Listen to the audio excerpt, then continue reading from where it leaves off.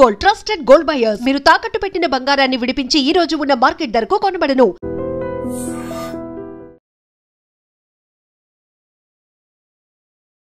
Hi hello నమస్తే welcome to I dream. నేను మీ శ్రావ్య. మనతో పాటు ఇప్పుడు GTA founder and chairman Vishweshwar Reddy గారు ఉన్నారు. నమస్తే సార్. నమస్తే అమ్మా. ఎలా ఉన్నారు? బాగున్నాం. How are you? I'm doing great sir. Thank you.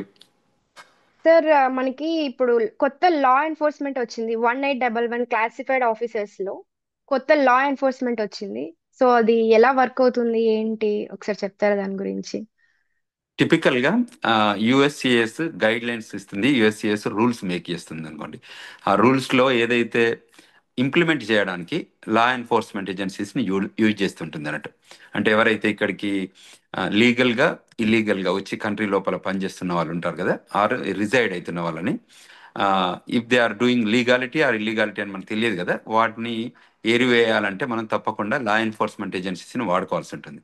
ఇంతకుముందు ఐస్ ఉండేది, ఇమిగ్రేషన్ కస్టమ్ ఎన్ఫోర్స్మెంట్, అంటే ఇప్పుడు కూడా ఉంది, బట్ ఐస్ కానివ్వండి మిగతా డిపార్ట్మెంట్స్ ఏదైనా ఉంటే వాళ్ళు పంపిస్తారు ఏజెంట్లు. దాని బదులు ఇంకా in addition to that they are using 1811 agents, special agents అనుకోండి. సో వీళ్ళు ఏంటంటే వీళ్ళు కూడా గ్రౌండ్లో ఎక్కడెక్కడైతే ఇమిగ్రేషన్ రూల్స్ని వయలేట్ చేస్తారో, whether it is legal are ఇల్లీగల్గా వచ్చి కంట్రీ లోపలికి వచ్చి ఓవర్ స్టే చేయడం కానీ అటువంటి ఏదైనా జరిగితే ఈ ఆఫీసర్స్ సైట్ ఆడిట్కి వెళ్తే లేకపోతే ఇన్స్పెక్షన్కి వెళ్తే అది ఎక్కడికైనా వెళ్ళొచ్చు. ఇప్పుడున్న కొత్త రూల్ ప్రకారం ఏంటంటే వాళ్ళు they can visit anywhere and they can find the people if they are there, then they will do proceedings. అంటే లా ఎన్ఫోర్స్మెంట్ చేసి తీసుకొచ్చి ప్రాసిక్యూట్ చేసి వారికి డిపోర్టేషన్ ఉంటే వాళ్ళని డిపోర్ట్ చేస్తారు. సో ఇది టిపికల్గా న్యూ యాక్ట్ జరుగుతుంది. సో అది ఎక్కువ అంటే మోర్ ఇంప్లిమెంటేషన్ చేయడానికి ట్రంప్ అడ్మినిస్ట్రేషన్ 2.0లో చాలా బ్రహ్మాండంగా ఎఫర్ట్ పెడుతున్నారు. సో ఎవ్రీ సెక్టర్లో కూడా, ఇప్పుడు మేము వాషింగ్టన్ డీసీలో ఉంటాం, వాషింగ్టన్ డీసీలో కూడా ఇప్పుడు ఫెడరల్ ఏజెంట్స్ కానీ సెక్యూరిటీ కానీ బాగా బీపప్ చేశారు. సో ఇక్కడ కూడా చాలా జరుగుతున్నాయి ఈవెంట్స్.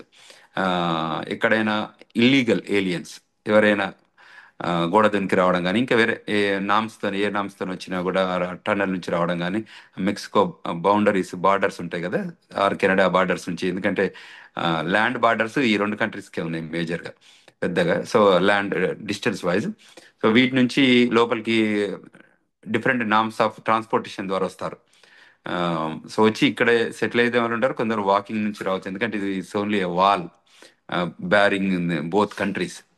సో బార్డర్ లాగా బార్డర్ లాగా ఉంటుంది, ఒక వాల్ గోడ కట్టారు. సో సమ్ ప్లేస్లలో ఫెన్స్ ఉంటుంది. సో వాటిని కూడా అక్కడక్కడ బ్రేక్ చేసుకొని కానీ లేకపోతే టన్నల్ రూపకంగా కానీ కింద టన్నల్ చేసుకుంటుంటారు వీళ్ళు. తర్వాత వాల్ని జంప్ అవుతుంటారు. అంటే చాలా లాంగ్ బార్డర్ ఉంటుంది అన్నట్టు. అందులో సమ్ టైమ్స్ పోలీస్ ఆఫీసర్స్ లేని ప్లేసెస్ ఉంటాయి కదా, అక్కడ వాళ్ళు జంప్ కావడానికి ఆస్కారం ఉంటుంది. అట్లా వచ్చిన వాళ్ళందరినీ ఇప్పుడు ఈ ఆఫీసర్స్కి నవ్ దే ఆర్ డూయింగ్ చాలా థరో ఇన్వెస్టిగేషన్ చేసి ఇన్స్పెక్షన్ చేసి పట్టుకొని వాళ్ళని డిపోర్ట్ చేయడం. ఎండ్ గోల్ ఏంటంటే దీన్ని డిపోర్ట్ చేయడం. సో డిపోర్టేషన్ ప్రాసెస్లో వాళ్ళు they use all the law enforcement ఏజెన్సీస్ని చూసి తర్వాత కోర్టు సిస్టమ్ ద్వారానే పంపిస్తారు. అంటే everything they do procedurally, but ఇది the departments are more inspection oriented ఇప్పుడు అంటే ఎక్కడెక్కడ ఉన్నారో వాళ్ళని పట్టుకోవడానికి this is the process they follow. So and they are hired more people అన్నట్టు టు డూ ది యాక్టివిటీ. ఈ యాక్టివిటీ చేయడానికి ఆఫీసర్స్ కావాలి కదా, ఆ ఉద్దేశంతో దీన్ని రిక్రూట్మెంట్ జరగడం జరిగింది. ఓకే, దీనికి ఎలా వర్క్ అవుతుంది అంటారు sir?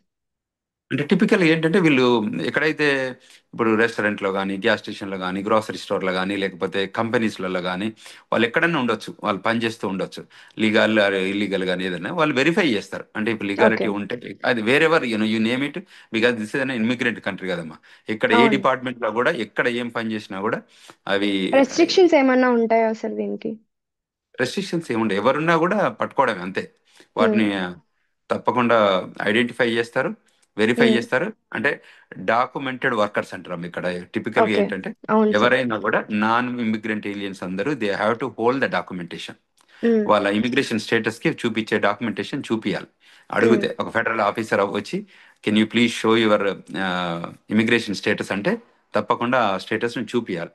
చూపించకపోతే then they will arrest and they will take you to the justice and judge will law enforcement నుంచి తీసుకొచ్చి ప్రాసిక్యూషన్ చేపిస్తారు. ప్రాసిక్యూషన్లో ఒకవేళ ఎవిడెన్స్ వాళ్ళు ఫేక్ అని తెలిస్తే జడ్జ్ ఏం చేస్తారంటే డిపోర్టేషన్ ప్రొసీడింగ్స్ను ఆర్డర్ చేస్తారు.